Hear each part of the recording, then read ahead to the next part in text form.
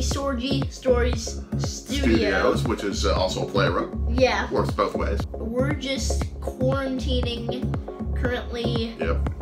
As you probably were in the early months of summer in 2020. Make sure, if you're still watching this at that time, stay home, stay safe. Yeah. Help each other get through this. We're all going to get through this. We're missing baseball. You're missing baseball, which is why we're doing this series, so we can start planning the stuff that we want to do in the future. But what we're doing with this video is our second part of our Los Angeles series. There are two teams we can catch out there. Yeah, Dodgers-Angels. So, instead of doing top fives, which is what we're going to do for most of these cities, we're going to do our top 10s each of places to stuff your face with. 10! Places to eat. The best food out there to check out. Now, we each have our favorite types of food and different philosophies on it. So, just like we did with the top 10 places to go series in LA, I gave him the chance to make his top 10, and then I took the rest with my top 10 afterward. We'll start off with your top 10. Where is number 1 for you? Number 1 is the Baked Bear, a ice cream sandwich shop not too far from USC. It's an ice cream sandwich shop. Some great flavors, so make sure to go check it out. And what's your favorite concoction that you know you already want? Brownie cookie dough. Oh my gosh, he eats that, he'll be up for 10 hours. Number 2 on your list, we got to bump up to Burbank. And speaking of things that begin with B, Triple B, Bob's Big Boy. And Big Boy is a chain restaurant that used to be where we live and a lot of places where you live. I went to a Big Boy, Mark's Big Boy, back when it was in Milwaukee decades ago when I was a kid. That left, unfortunately, but you still have a bunch of Michigan. You got, I think, North Dakota? 1 in North Dakota, probably like 100 in Michigan, and then a whole bunch of Cali. And what do you love about Bob's Big Boy? Chicken tenders! That's going to be a theme on your top 10 list. The Beatles even ate there in 1965. I hope we can find the booth that they sat in when we're there. It opened in 36, by the way. Oh my gosh, that's true. Number 3 is a little bit of a drive up from there in the NoHo neighborhood where we were on day 7 with Kelly and Perry, our friends there, who have a fantastic band. Kelly's Lot, by the way. And it stays with the chicken theme, and it specializes in chicken tenders. Yes, it is Dave's Hot Chicken. It is a place that opened up just very recently. Yeah, I think 3 years ago. You don't like hot chicken. Yeah, but they do have anywhere from no spice all the way up to Carolina Reaper. So if I tried that, I would leave with dragon breath, and I don't want to do that to myself or to you or to anybody else. I would be like,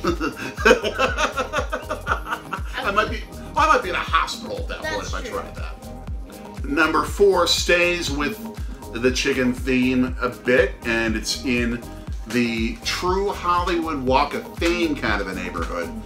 And when we saw the sandwiches this place made, oh my gosh, we went crazy. Fat Sal's, the Fat Buffalo, chicken tender sandwich. Chicken tender sandwich with mozzarella sticks. You need a marathon or more to run off the calories with this. Mic drop.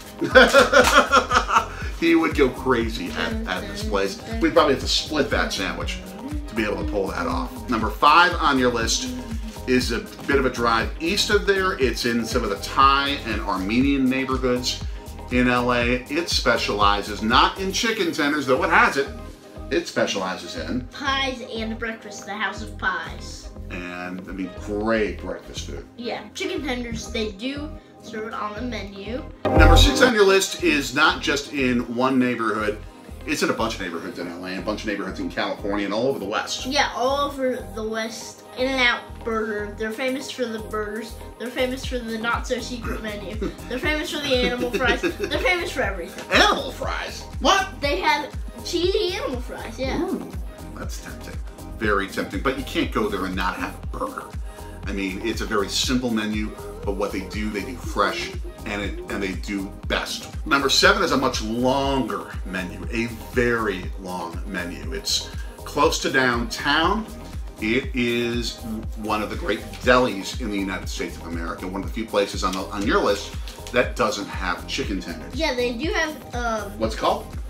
it's Layers Deli. They do have ham sandwiches, which I like, but they're famous for their pastrami. The owner has worked there for 57 years. I mean, he's made it his life. The pastrami sandwich there, it is said to be better than the pastrami sandwiches in New York City, where the deli is one of the quintessential pieces of New York, and they claim to do it better. I would love to test that theory someday.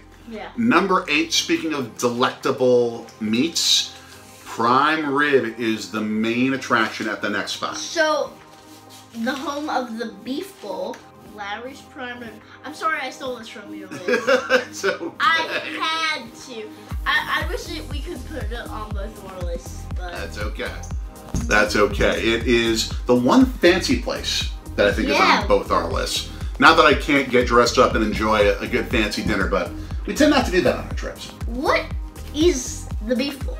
Really? The beef bowl is an activity that happens before the Rose Bowl. Yeah. With both teams each getting a chance to have their entire team eat as much prime rib in this restaurant in Beverly Hills, this fancy schmancy restaurant, which I cannot wait to check out. And the team that eats the most prime rib wins the beef bowl. Who won the year you went? Travis Frederick of the Badgers played a long time with the Dallas Cowboys. Yeah. One of the best offensive linemen in the game when he was playing. He set the all-time record for most prime rib eaten during a beef bowl by an individual. Was it that year, I believe. Wow. A hop, skip, and a jump away in the fancy schmancy neighborhood of Beverly Hills is another quintessential deli in Southern California. It is in the Hollywood area, and it is called Nate and Al's. They've got chicken tenders. Which, of course, puts that on the list. They're known for the celebrities that show up. Yeah, it's a very cheap place. Relatively inexpensive, so someplace that one of the few inexpensive places in Beverly Hills that I think we probably could afford as we see people shop on Rodeo Drive. And what really shocked me is when he told me it was really inexpensive. You'd think that the celebrities would be going to the fancy schmancy places, but no, they just walk into this place, probably take pictures with fans, and we don't judge people who like fancy schmancy. That's okay. Yeah, If that's what you love, do it. There's nothing wrong with that. Nothing wrong with that. And the last spot on your top 10 list. Go during a rainstorm. There's a reason for that. We need to explain that first. Cheeks hot dogs. Mm-hmm. What is the normal wait time? It's at least an hour. At least an hour. And that's why we came up with the theory of wait for when you get a thunderstorm or something, because the lines won't be as long. Yeah, especially in sunny California. Right. And they serve around 2,000 hot dogs a day. And a million different combinations. Yeah. I mean, you're a turkey dog fan. I'm a turkey dog fan. You're not as much a fan of the traditional beef hot dog. No. We were there. You've got a little bit of Pink's hot dogs in your system because Mommy had something and I had the guacamole dog, which, yes, has bacon. No bacon! He doesn't like bacon. We gotta work on you. But it, again, is a place where celebrities hang out. The list is incredibly long. You should go to their website. Oh, yeah. To find it. Yeah, we'll put that in the description. Now for my top 10, and there's a little bit of a theme with some of these locations of sort of getting into the culture of Los Angeles and just how food is a great way of exploring it, including the first spot, Cielito Lindo. Now there's a restaurant in Milwaukee that actually has the same name in the Walker's Point neighborhood. This one's a bit different. It is in the Olvera Street neighborhood, which we talked about in our first Los Angeles video. It's a quintessential Mexican place. It's street food. It's the type of place you go to as you're going along the shops in the original settlement neighborhood in Los Angeles, La Placita, as they call it. Number 2 is a place that we went to when we went on our baby moon, when your mommy and I went on our baby moon.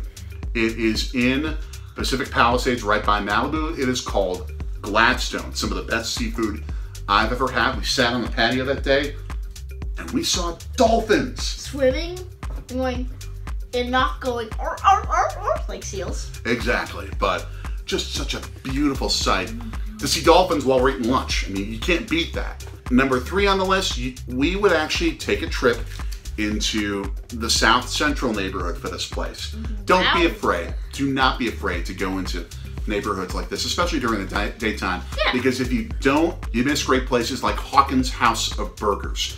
It is just very simply made, but spectacular burgers. Eater.com puts it on their list of best burgers in LA, which is where we came up with that idea. It is family owned, it is local.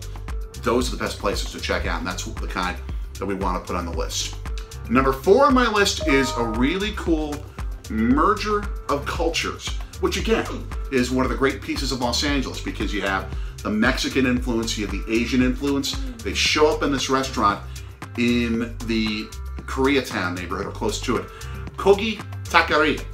Think of having Korean barbecue burritos. That is a fantastic combo that I absolutely want to check out. Yeah. Number 5 on my list. What would you say Bobby Flay is a pretty good recommender of restaurants? Maybe. Don't remember who he is. He's on Food Network, so basically think of Guy Fieri. Is that like the Australian guy? No, Bobby Flay's from New York. Okay, got it. But he is one of the master chefs on Food Network, and he says this is the best Mexican restaurant in LA.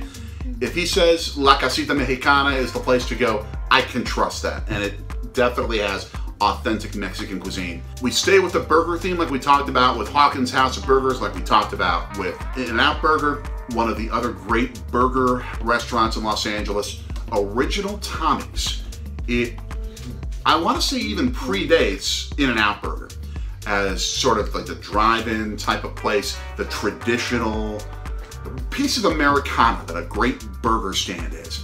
This is the original one of Tommy's in Van Nuys, California. Again, another great historic spot to check out. Number 7 for me, we mentioned Kogi Tacqueria in the Koreatown neighborhood. There's another place, Parks Barbecue. Is it Korean barbecue? It is Korean barbecue. Interesting. And they even sometimes will give you the ingredients and teach you how to do it yourself right there at the table. Yeah, I mean, it is the type of stuff that the experience is so good, it'll make you spit out your water when you drink like that. No, but it's just such fresh meat, fresh vegetables, and what you're able to do with the taste of it. Oh, I cannot wait to get my hands on that. I'm not sure you'll enjoy it, but I think you might. Number 8, we saw a video on this. I want to make sure to show you a video on one of the great original sandwich shops in America. Yeah. What is it? Philippe the Original. Philippe's is the place that invented the French dip sandwich. They do this not just for roast beef, they do it, I believe, for ham, which is what we would have you check out there, where it's not just the meat itself, but it's dipped in its own juices. The bread is dipped in its own juices. Food coma. Food coma when you go to a place like that. But it's cool. Near Union Station, so if you're training into LA, go check it out. Absolutely. Number 9 comes from the fact that donuts are a Los Angeles specialty. Primo's Donuts. It's in the city of Los Angeles. It's near West LA. It's near the Westdale and Palms neighborhood, actually near Kogi Tacqueria, and just a little bit away from Santa Monica Pier. And this is a place that this couple drove by one time decades ago, and the husband wasn't sure what he was going to be doing for a job. He just lost his job, and they go and grab some donuts. He starts talking to the owner, and the owner's like, I want to sell this place. I'm not sure I want to keep doing this. So after a little bit of time, by the time he leaves the donut shop, he tells his wife, we just bought a donut shop. You think he had no clue what to do, but he bought the donut shop. He never run it or anything. He doesn't know how to run a donut shop or anything, but he figured it out. They have one of the best donut shops in Los Angeles. Of all places. And if we're talking donuts, we're talking sugary treats. Come to Papa. All right. come to little buddy. And the last on my top 10 on the list, it's a place that I think will take a little getting used to for you, but I think you would probably love it in the end. Chicken and waffles. And it is Roscoe's Chicken and Waffles, the restaurant that invented the dish that is so much the craze in so many different restaurants today. The original location is right in Hollywood, right by the Hollywood Walk of Fame, and it is just this delectable combination of savory and sweet that Chicken and Waffles provides. There are many places in Milwaukee that we've tried. None of them probably beat it. It is a Los Angeles institution. And thus ended our picks of the top 10 restaurants for each of us. But if we missed a place, both when it comes to attractions, when it comes to food, tell us where you would go in the Los Angeles area, where you've been, what you enjoy there, and we can add it to our list of stuff to check out when we see the Brewers play the Dodgers or the Angels in LA. And for more, and we're going to go throughout all the other cities that we have not had a chance to see the Brewers in yet, and give you our top 5s and, in a couple of cases, top 10s. Where are we checking out next? Boston. And it's not Boston, it's Boston. Pack the car and have it, yeah, as they say there. And have some shouting. So, what do you need to check out that part of our game plan series and everything we do on Swatchy Stories? Like, share, subscribe, and hit the bell. Ding. Ding, ding, ding. He's Anthony. I'm Daddy. Take us out. So long from Milwaukee.